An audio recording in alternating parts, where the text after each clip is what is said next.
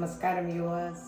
ഇന്ന് ഞാൻ കാണിക്കാൻ പോകുന്ന പൊട്ടറ്റോൻ്റെ മെഴുക്ക് വരട്ടി. 3 ഉരുളക്കിഴങ്ങ് ഇതേപോലെ നീളത്തിൽ മുറിച്ചത് ഉരുളക്കിഴങ്ങ് മെഴുക്ക് വരട്ടിക്ക്.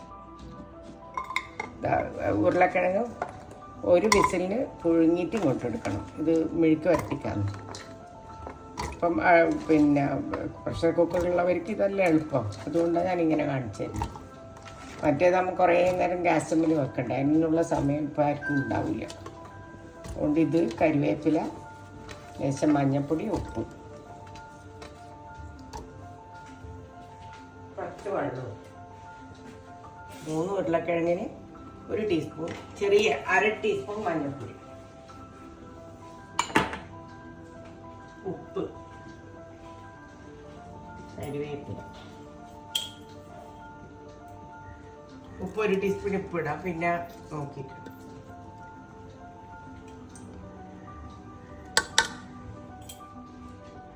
കരിവേപ്പില ഇടുന്നിട്ടെ, അതെല്ലാം നിങ്ങൾ എത്ര വേണമെങ്കിലും ഇട്ടോ, ടേസ്റ്റാണ് കരിവേപ്പില ഇടുന്നത്. ഞാൻ കുറേ കരിവേപ്പില എല്ലാത്തിലും ലേശം വെള്ളം ഒഴിച്ചിട്ട് കേട്ടോ. മെഴുക്ക് വരട്ടി ആയതുകൊണ്ട് അധികം വെള്ളം ഒഴിക്കണ്ട, ഒന്ന് വേവാനുള്ള വെള്ളം, അതായത് 1/2 ഗ്ലാസ് വെള്ളം ഒഴിച്ചിട്ടുണ്ട്. എന്നാൽ തന്നെ പ്രഷർ കുക്കർ ആയതുകൊണ്ട് വെള്ളം വരും. നിങ്ങൾ മിക്സ് ചെയ്യാം, ഒക്കെ അടുപ്പിൽ കത്തി.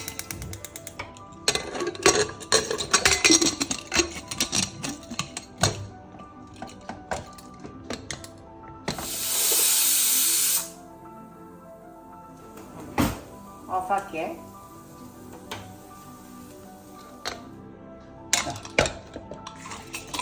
ഉരുളക്കിഴങ്ങ് ഉരുളക്കിഴങ്ങ് വെന്തുവേ. ഇനി നമുക്ക് ഒരു ചീനച്ചട്ടി അടുപ്പത്ത് വെച്ചിട്ട് കടുക് പൊട്ടിച്ച് വറവിലേക്ക് കായും മുളകും ഇട്ടിട്ട്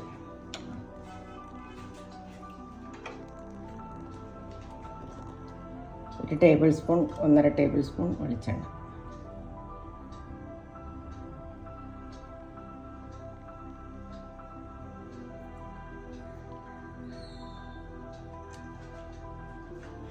എണ്ണ ചൂടാകുമ്പോൾ കടുക്,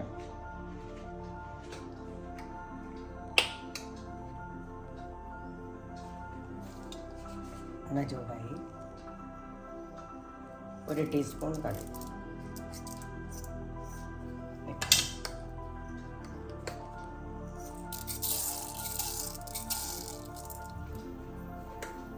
കടുക് പൊട്ടി വരുമ്പോൾ മുളക് പൊടി, കായും,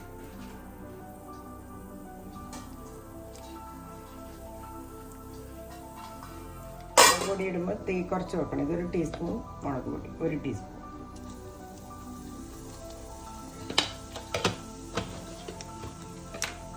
കുറച്ച് കായം, 1/2 ടീസ്പൂൺ,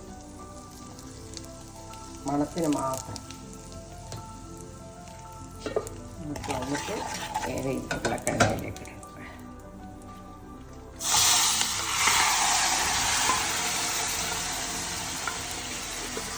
വന്നതിൽ കുറച്ച് വെള്ളം ഉണ്ടായിരുന്നു, അതും കൂടി ഇതിൻ്റെ കൂടെ ഒഴിച്ചിട്ടുണ്ട്.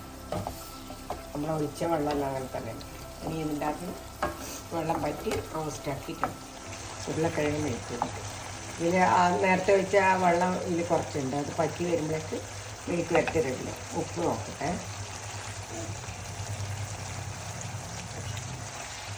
മതി, ഫുള്ളായേ. ഇതാ മെഴുക്ക് വരട്ടി അതിലുണ്ടെങ്കിൽ ഒരു പറത്ത് ഓർമ്മ, അത്രയ്ക്ക് ടേസ്റ്റാണ്. ഇതും ചോറും തൈരും മതി.